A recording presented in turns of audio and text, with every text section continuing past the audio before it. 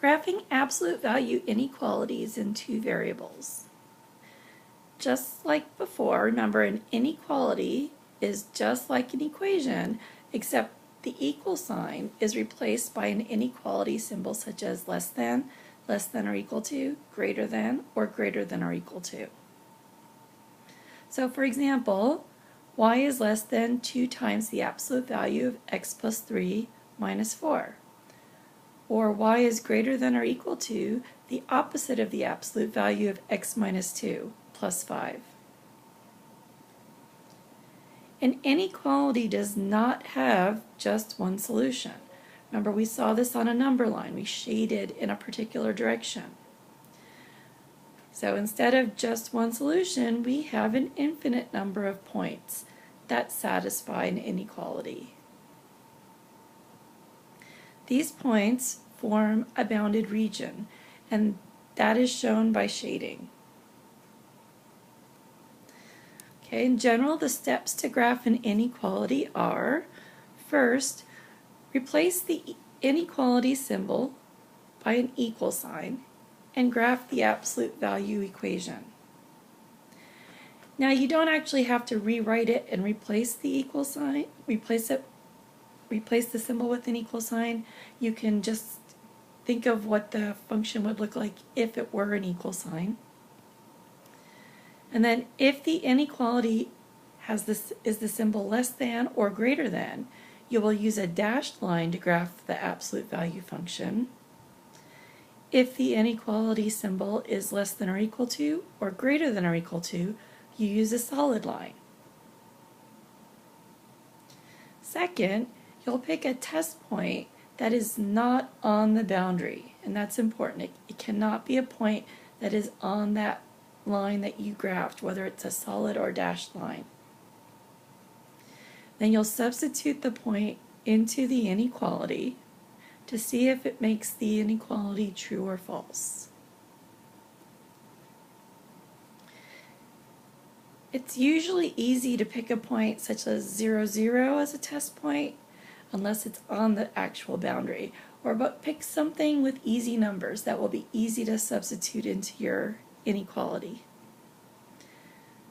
Step 3, if the test point makes the inequality true, then shade the region that includes that test point, and you'll see that in a moment.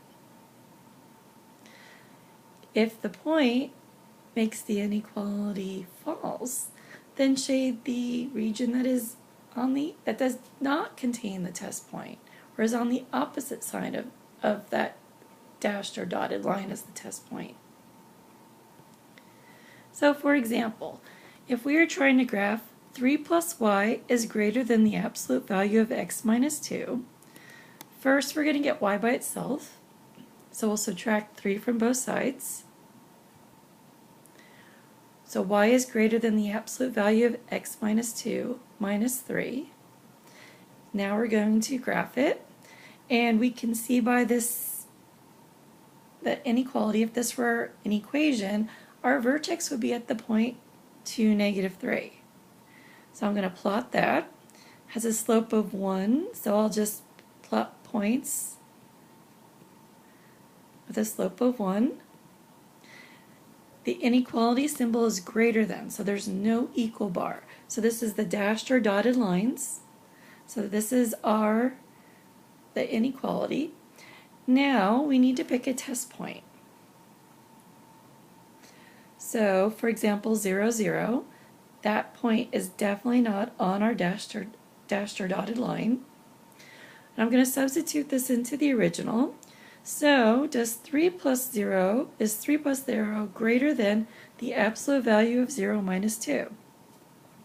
And I've got the question mark there because we're checking to see if this is a true inequality or not. So is 3 greater than the absolute value of negative 2?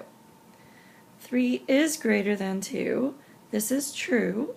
So we are going to find the point 0, 0, which is right here, and we're going to shade the side of our dashed or dotted line that includes that test point. So that's this region right here. And we do have arrows on our absolute value function, so this region goes into all directions in infinity, like to infinity. It just keeps going. It doesn't stop where I've just only shaded it. It does keep going following those arrows. Also, instead of picking a test point, you could usually use the rule that if we've got an inequality in the form y is greater than something or y is greater than or equal to something, then you would shade above your dashed or solid line. And that's what we did here. We've got the upper part, the above part shaded. If we had y was less than something or y was less than or equal to something, then we would have shaded below.